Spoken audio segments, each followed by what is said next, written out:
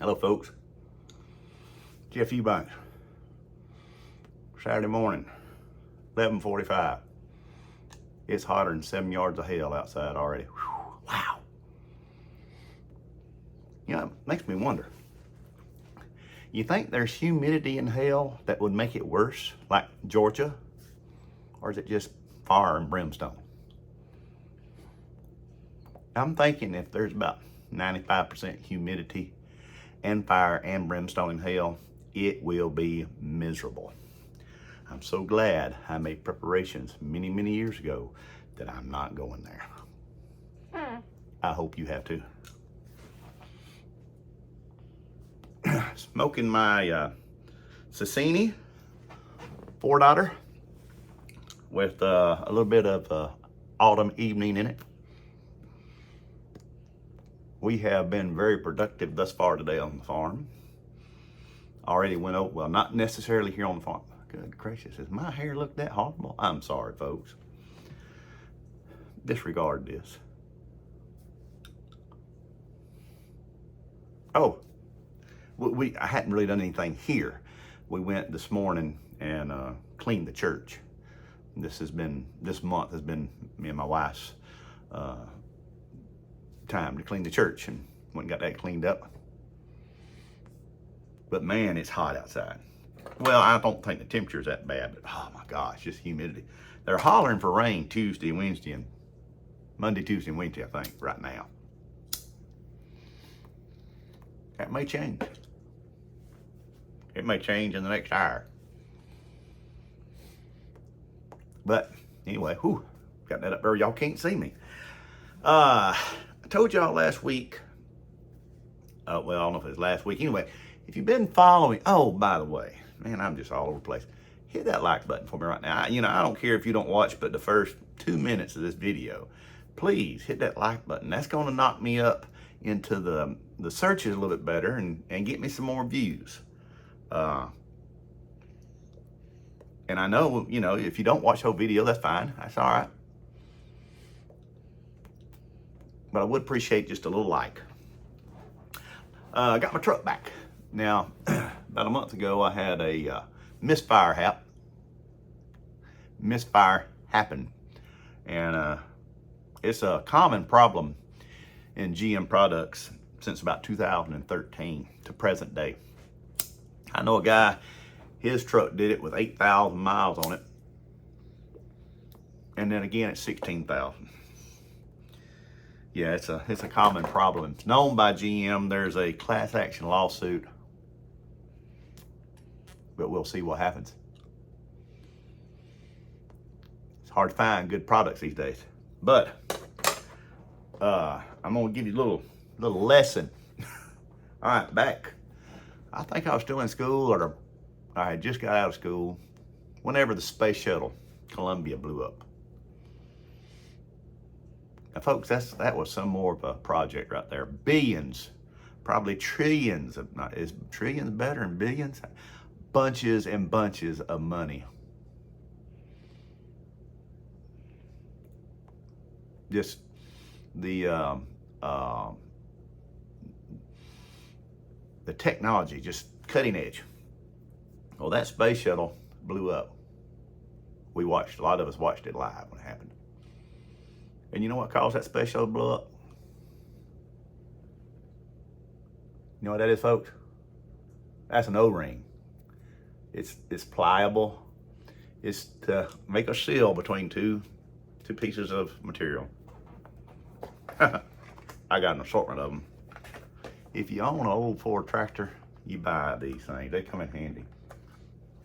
But that O-ring that I just showed you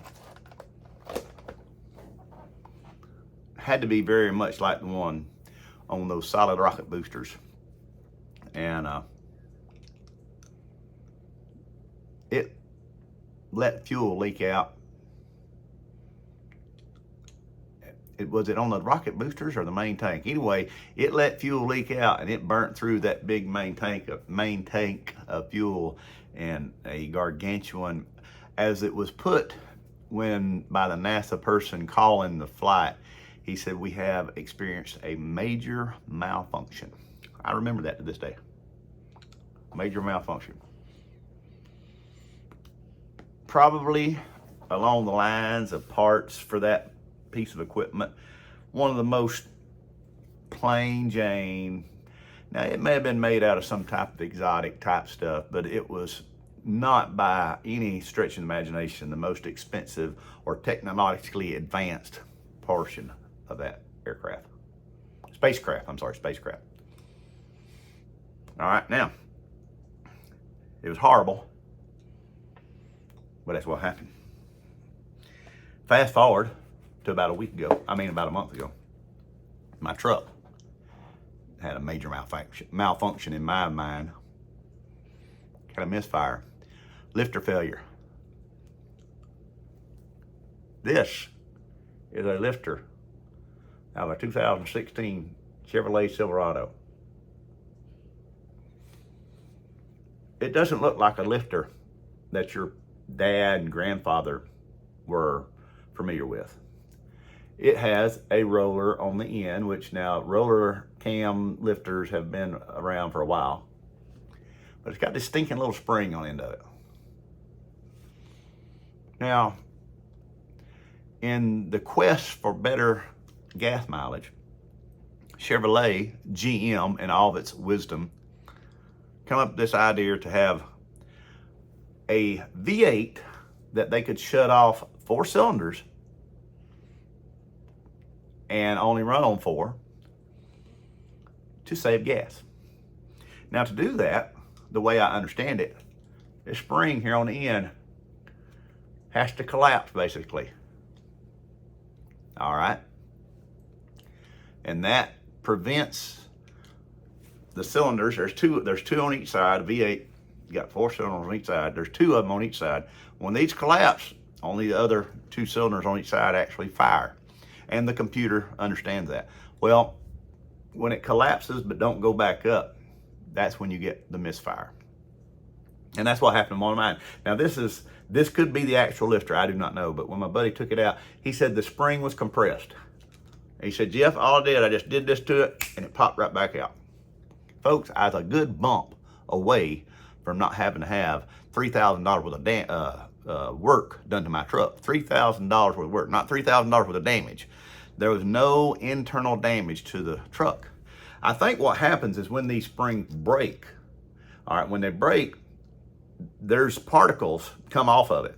And if it gets down in here on this this finished area, or if it gets over here on your roller, that's when you have major problems.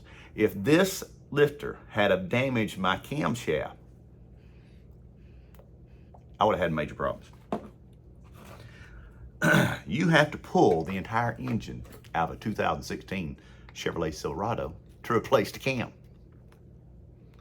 At which point you're about $4,000 in with labor and parts. Let me relight this. And that's why lots of times they just go ahead and replace the engine, because you're halfway to a new engine. New engine's got 36,000 miles or 3 years warranty, something like that. I forget what it is. 3 year, 36,000 miles. That's how it goes. Of course, that's also very pricey. That was pushing $8,000. So I was so thankful when my buddy Billy told me. He said, your cam still has a mirror finish on all the lobes. He said, you didn't get any cam damage to your truck. And I said, well, praise the Lord. But then I had to make a decision. I do not want to go buy a new truck right now. No. And, I'm kind of leery of my truck. But I decided, well, me and my wife both decided, that it would be better to put the money in to just fixing the problem, because it was only in the lifters. We replaced all the lifters, all the gaskets and everything else. $3,000. And right now she's running like a top. So it's amazing that this little spring right there is what the problem is. Now I don't know how much this lifter costs. I don't know how much it costs to build it. I don't know how much it costs. I know how much it costs to replace it. No, just you got labor and everything. But, you know, I'm looking at that little spring on the end right there. You see that little spring? I'm going to say that's less than $75. I'm a machinist. I kind of got a good idea of things, and I don't think that spring could have cost more than $75. It may be more like $7. I don't know. But that little bitty spring can bring a machine to its knees. Just like that little bitty O-ring, which I've already put up, brought $1 billion project to a halting stop. I forget how long it took them to start space shuttle flight again after that Columbia blew up. No, not Columbia, Challenger. I'm sorry. Columbia is the other one that come apart coming back in. But it's just amazing how such a little bitty thing can cause such horrible outcomes. So anyway, if you got a Chevrolet truck, be careful. I don't know what to tell you. I kept mine serviced. It just happened. But I will tell you this, if you do have this problem, if you take it to GM, they'll only, if you're in warranty, they only fix what's wrong. So they'll replace one, the way I understand it. But like I said, I decided to go ahead and replace all 8 of my lifters just in case. It was cheap. That bill was about 3.5 months of new truck payment. So, you know. So anyway, I was going to give everybody an update on the lifter failure in my 2016 5.3 Z71 Silverado. I hope you've all had a good week. I'm fixing to get out here. I've got to get some sugar water out for my bees. We've been in a dearth for a while. So I'm going to get out there and start feeding them. The goldenrod is going to be blooming soon, so they're going to be out working hard. So they're going to have something to make sure they can gather that goldenrod nectar and pollen. So this is Jeff Eubanks here.